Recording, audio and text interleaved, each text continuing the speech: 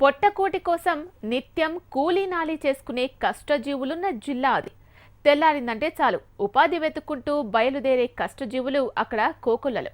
కుటుంబ పోషణకు ఇతర సుదూర ప్రాంతాలకు వెళ్లే కుటుంబాలు కొన్నైతే ఉన్న ఊళ్ళోనే కాయా కష్టం చేసుకుని జీవించే కుటుంబాలు మరికొన్ని.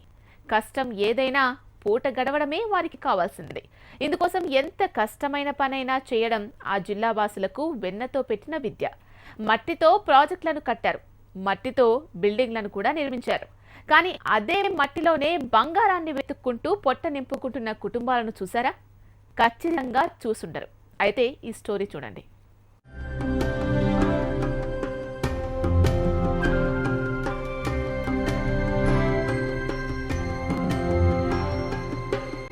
ఇదిగో ఇక్కడ చూడండి, నడి రోడ్డులో కూర్చుని ఎంచక్కా రోడ్డు శుభ్రం చేస్తున్న వీరిని చూస్తే మీకేమనిపిస్తుంది? మున్సిపాలిటీ సిబ్బంది అనో లేక ఆయా దుకాణ సముదాయాల ముందు శుభ్రం చేసుకునే కూలీలనో అనుకుంటున్నారు కదా? అయితే మీరు పొరబడ్డట్టే. వీరు మట్టిలో బంగారాన్ని వెతుక్కుంటున్న కష్టజీవులు. మట్టిలో బంగారమా? అదీనూ నడి రోడ్డు పైన. నమ్మలేకపోతున్నారు కదూ? ఇదిగో ఇక్కడ ఊడుస్తున్న వీరి మాటలోనే వినండి. మేము జలగారు పని మట్టి కడుక్కొని బతాం నాయన. నాకు బుద్ధి వచ్చిందంటే బంగారాలు మట్టి కడుక్కొని బతాం నాయన, అంతే. విన్నారుగా, ప్రతినిత్యం మున్సిపాలిటీ సిబ్బందికి ముందుగానే తెల్లవారుజామున 5 గంటలకు వీరంతా ఇలా రోడ్లు ఊడ్చడంలో బిజీ అవుతారు. మధ్యాహ్నం వరకు ఒక్కొక్కరు 400 నుంచి 500కు తగ్గకుండా డబ్బులు ఇంటికి తీసుకువెళ్తారు.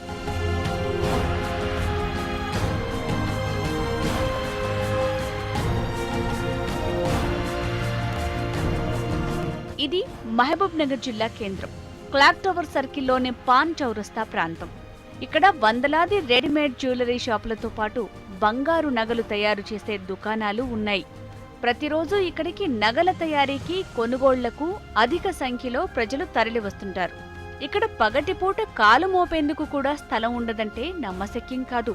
అందుకే ఇక్కడ ప్రధానంగా బంగారు వస్తువులు తయారు చేసే దుకాణాలు ఉండటం, జ్యువెలరీ మేకింగ్ సమయంలో చిన్నపాటి బంగారం పొరలు గాలికి ఎగిరిపోయి రోడ్డుపై పడుతుంటాయి.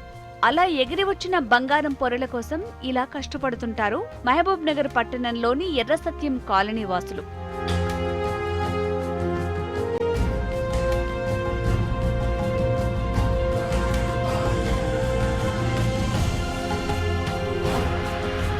ఎన్నో ఏళ్లుగా ఎర్రసత్యం కాలనీకి చెందిన 10 కుటుంబాలు పిల్లా పాపలతో కలిసి తెల్లవారుజామునే పాన్ చౌరస్తాకు చేరుకుంటారు. అక్కడ బంగారు దుకాణాల సముదాయాల ముందు ఊడ్చే ప్రాంతాలను పట్టుకుని ఊడ్చడం ప్రారంభిస్తారు. షాపులు తెరిచే సమయానికి పని ముగిస్తారు. ఎత్తిన చెత్తా చెదారాన్ని మున్సిపల్ కుండీలో పడేసి తాము వేరు చేస్తున్న మట్టిని మాత్రం వెంట తీసుకువెళ్తారు. సమీపంలో ఎక్కువగా పారే మోరి వద్దకు వెళ్లి ఆ మట్టిని ఇసుక గంపలో వేసి ఇదిగో ఇలా నీటితో సన్న ఇసుక వచ్చే వరకు వడగడతారు. పూర్తిగా బంగారు పొరలు కనిపించే వరకు ఈ ఇసుకను శుభ్రం చేస్తారు. అనంతరం ఇంటికి వెళ్లి యాసిడ్ వేసి బంగారం పొరల్ని తీసి అంతా కలిపి కరగబోస్తారు. అలా కరగదీసిన బంగారాన్ని మళ్లీ అదే బంగారం షాప్లో విక్రయిస్తారు. ఇలా ఇంటిల్లిపాది కష్టపడినా ఆ రోజు పొరలు ఎక్కువ దొరికితే పండుగే, లేదంటే పస్తులే. ప్రతిరోజు కుటుంబం మొత్తం కష్టపడితే 500 నుంచి 1000 రూపాయల వరకు వస్తాయని, ఒక్కో రోజు ఎక్కువగా పొరలు దొరికితే 2000 వరకు వస్తాయని వారు చెప్తున్నారు. రోజు 1000 రూపాయలు పడ్డప్పుడు 500 పడతాయి. డైలీ వస్తాం, డైలీ పని చేసుకొని బండి మీద పోతాం. పొద్దున 5 గంటలకు వచ్చి ఊడుస్తాము. ఊడ్చుకొని ఇంకా తాను ఊడ్చుకొని ఒక 4-5 సంచుల వరకు జమ చేసి అది పెద్ద మురికి ఎత్తుకపోతాం. ఎత్తుకపోయి కడుక్కొని ఇంకా అక్కడికి వెళ్ళి ఇక ఇంటికి పోతాం. ఇంటికి పోయి కరిగించుకొని వచ్చి అమ్ముకొని మార్కెట్ గిన్నె చేసుకొని ఇంటికి వస్తాం. ఇది మా తాతల కాడికి వెళ్ళే ఉంది పని. మా తాత ఇదే చేస్తున్నాం, మా నాయన, మేము. ఇప్పుడు మా పిల్లలు కూడా ఇదే చేస్తున్నారు. చేసుకున్నప్పుడు 1000 రూపాయలు పడుతుంది, లేకుంటే 500-400 పడుతుంది. ఇలా కుటుంబం మొత్తం ప్రతిరోజు ఈ పనిలోనే బిజీగా ఉంటారు. చిన్నపిల్లలు చదువులు సైతం మాని మట్టిలో బంగారం తీసుకునే పనిలో చేరారు. పొట్టకూటి కోసం తమ తల్లిదండ్రులు పడే కష్టాలను చూడలేకే వారికి సాయంగా ఉంటున్నామని మట్టి ఊడ్చే చిన్నారులంటున్నారు. కూలికోతలేను, బంగారు పని సుస్సయింది, అందుకని కష్టం అందుకు వచ్చిన పనికి మా అమ్మ బడి వచ్చి చేస్తాం. మా అమ్మ కాసాగా ఉంటాం. ఊడ్చుకొని అంత అయిపోయినాక కాలువలకు తీసుకుపోతాం కడగనికే. ఏమో 100 పాయింట్ 200 పాయింట్ వస్తుంది, లేకుంటే అది కూడా వచ్చిన రోజున వస్తుంది, ఇంటికాడ ఉంటే అది కూడా రాదు.